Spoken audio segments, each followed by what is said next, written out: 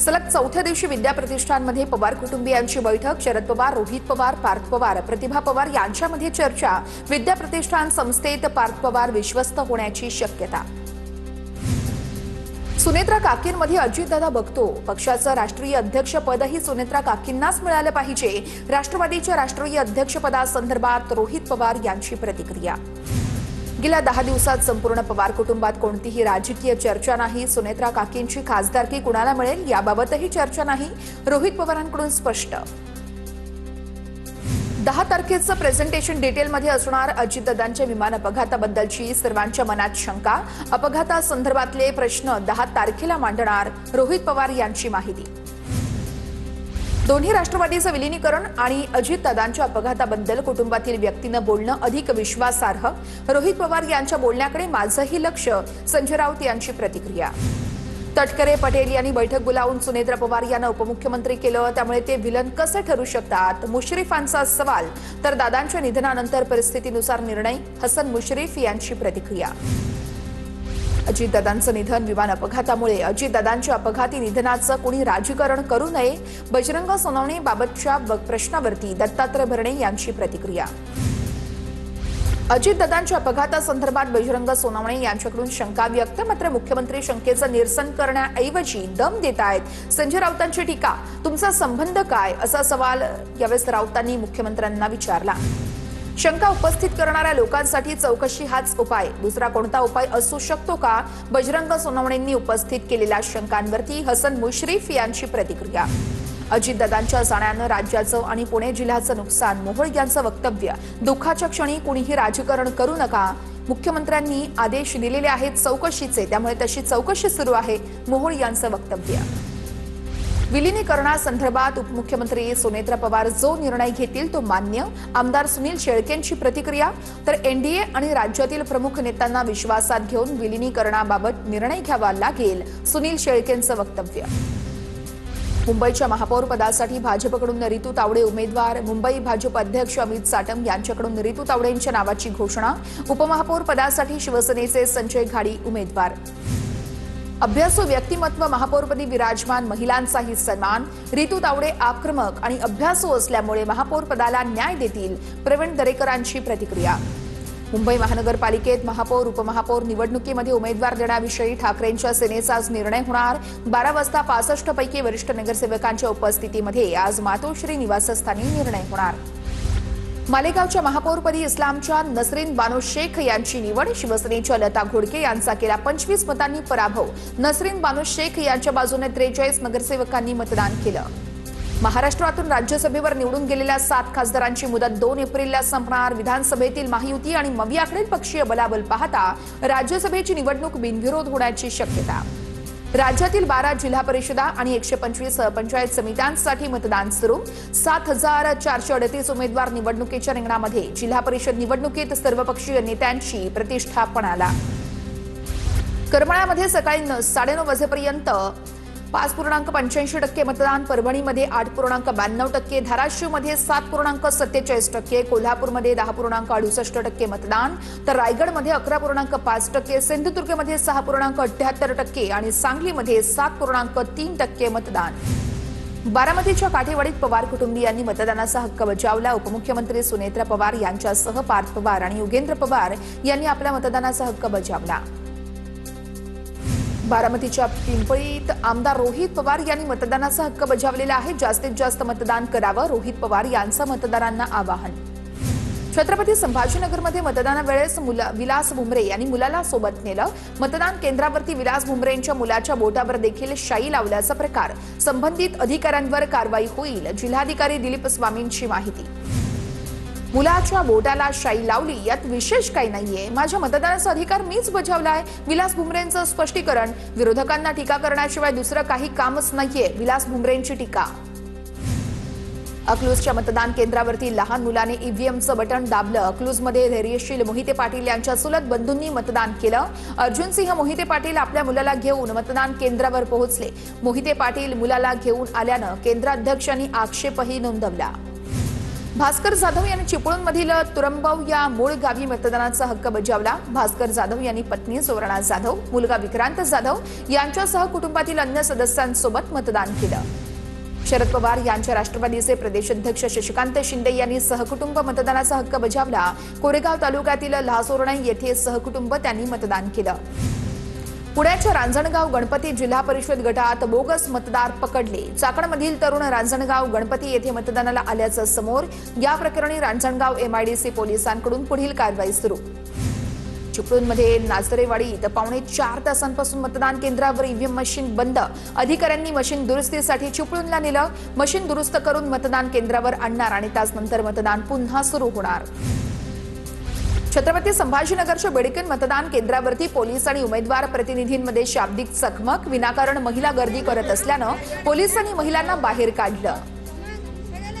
परभणीच्या राणी सावरगाव या ठिकाणी मतदानासाठी रोखल्यानं मतदान केंद्रावरती मोठा वाद। मतदान केंद्रावरती यावेळेस महंतांना मतदानापासून रोखल्याचं देखील समोर। महंतांनी ओळखपत्र दाखवून देखील त्यांना मतदानापासून रोखल्याचं समोर। छत्रपती संभाजीनगरच्या वाळूजमधील मतदान केंद्रावरती मतदारांचा खोळंबा। मतदानानंतर मशीनचा आवाज येत नसल्याची तक्रारीनंतर मशीन बदलण्यातही आली।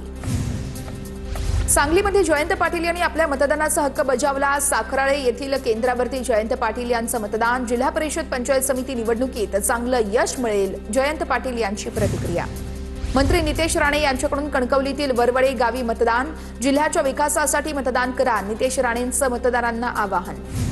धाराशिवमध्ये भाजपचे आमदार राणा जगजितसिंह पाटील यांनी मतदानाचा हक्क बजावला। राणा जगजितसिंह पाटील यांनी तेर या गावी जाऊन सहकुटुंब मतदान केलं।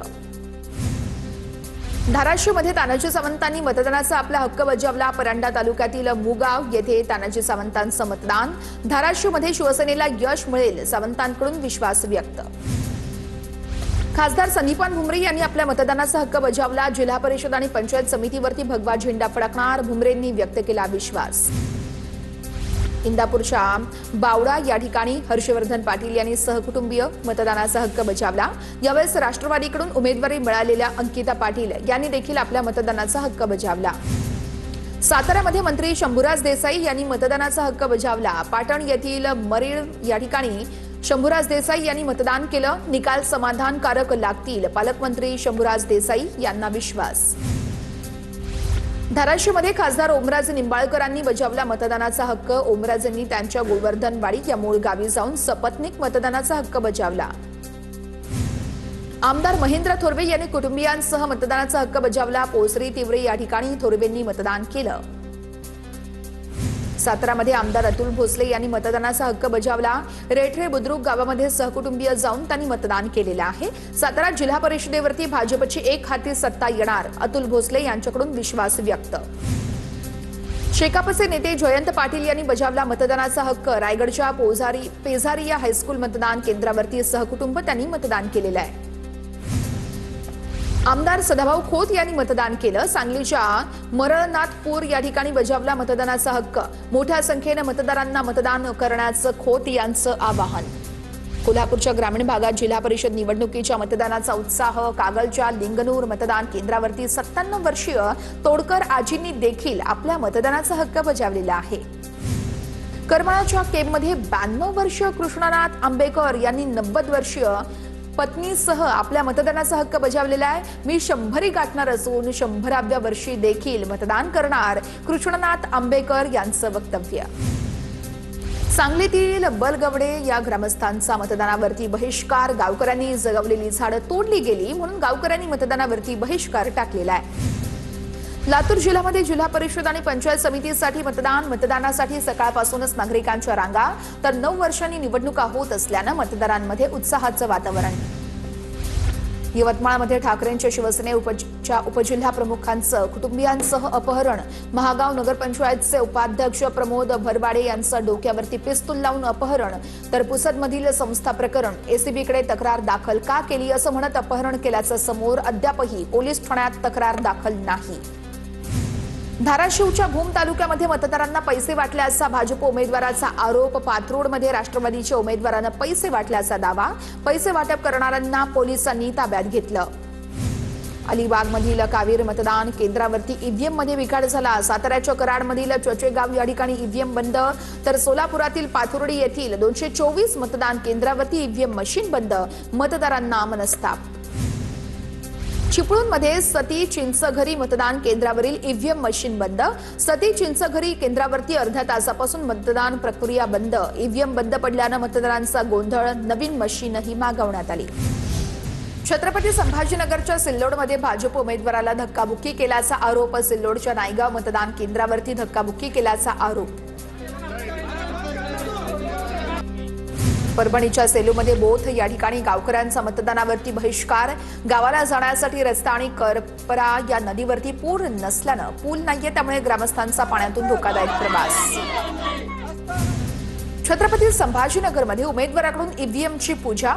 शिंदेंच्या शिवसेनेच्या रत्नमाला ढमढेरे यांच्याकडून हळदी कुंकू वाहत ईव्हीएमची पूजा। ईव्हीएमवरती आमचं संपूर्ण भवितव्य, रत्नमाला ढमढेरे यांची प्रतिक्रिया। जिल्हा परिषद आणि पंचायत समितीच्या मतदानासाठी गावी जाण्यासाठी नागरिकांची धावपळ। पुण्यातील स्वारगेट बस स्थानकावर प्रवाशांची प्रचंड गर्दी। बस संख्या कमी असल्यामुळे प्रवाशांची तारांबळ। कोल्हापूरमध्ये मंत्री हसन मुश्रीफ यांनी मतदानाचा हक्क बजावला। नागरिकांना मोठ्या प्रमाणात घराबाहेर पडून मतदान करण्याचं मुश्रीफांचं आवाहन। मंत्री भरत गोगावलेंनी केलं मतदान। रायगडच्या खरवली मतदान केंद्रावरती मतदानाचा हक्क बजावला। मंत्री योगेश कदम यांनी सपत्नीक मतदानाचा हक्क बजावला। निवडणुकीमध्ये मतदारांनी मतदान करण्याचं योगेश कदम यांचं आवाहन।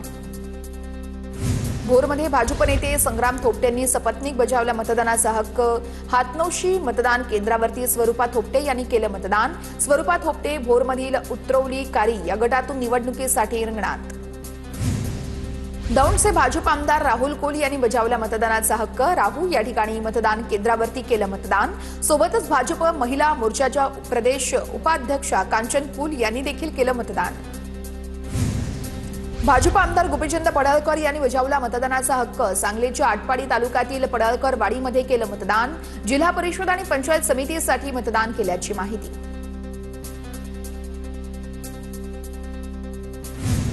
मंत्री दत्तात्रय भरणेंच्या पत्नी सारिका भरणे यांनी बजावला मतदानाचा हक्क। नागरिकांनी जास्तीत जास्त मतदान करण्याचं सारिका भरणे यांचं आवाहन।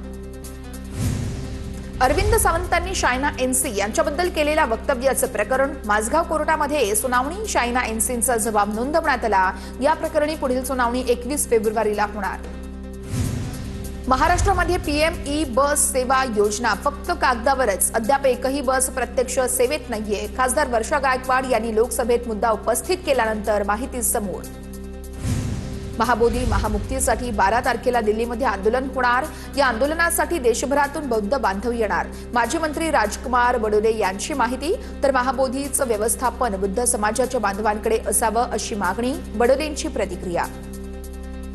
राजन पाटील गटाकडून खोट्या ऑडिओ व्हिडिओ क्लिप व्हायरल केल्या जात आहेत। आम्ही त्यांचे व्हिडिओ बाहेर काढले तर अनगर सोडून अमेरिका इंग्लंडला जावं लागेल। राष्ट्रवादीच्या उमेश पाटील यांची भाजपच्या राजन पाटील यांना इशारा। चंद्रपूरमध्ये उपमहापौर पदाचा एक अर्ज मागे घेतला। चंद्रपुरात काँग्रेसचाच महापौर करण्यासाठी प्रयत्न सुरू। वडेट्टीवार यांची प्रतिक्रिया। तर कोण महापौर असेल या संदर्भात धानोरकर निर्णय घेतील, वडेट्टीवार यांची माहिती। विदीप जाधव यांच्या पत्नीला शासन सेवेमध्ये कायमस्वरूपी सामावून घ्यावं, अनिल देशमुख यांचं मुख्यमंत्र्यांना पत्र। अनिल देशमुख यांनी साताऱ्यामध्ये जाधव कुटुंबियांची भेट घेतली। नाशिकच्या उपमहापौरपदी विलास शिंदे यांची निवड झाल्यानंतर शिवसेनेमध्ये नाराजी नाट्य। महानगर प्रमुख प्रवीण तिधमे नगरसेवक पदाचा राजीनामा देणार। महानगर प्रमुख पदही सोडणार असल्याची माहिती। दिवंगत अजितदादांना सावित्रीबाई फुले पुणे विद्यापीठाचा जीवन साधना गौरव पुरस्कार। सामाजिक आणि राजकीय क्षेत्रातील दादांच्या योगदानासाठी पुरस्कार जाहीर। ॲडव्हान्टेज विदर्भ कार्यक्रमांतर्गत नागपूरमध्ये इंटरनॅशनल बिझनेस कॉन्क्लेव्हचं आयोजन। कार्यक्रमाला मुख्यमंत्री देवेंद्र फडणवीस, केंद्रीय मंत्री नितीन गडकरी यांचीही उपस्थिती। इंटरनॅशनल बिझनेस कॉन्क्लेव्हमध्ये विविध देशातील प्रतिनिधींचा सहभाग।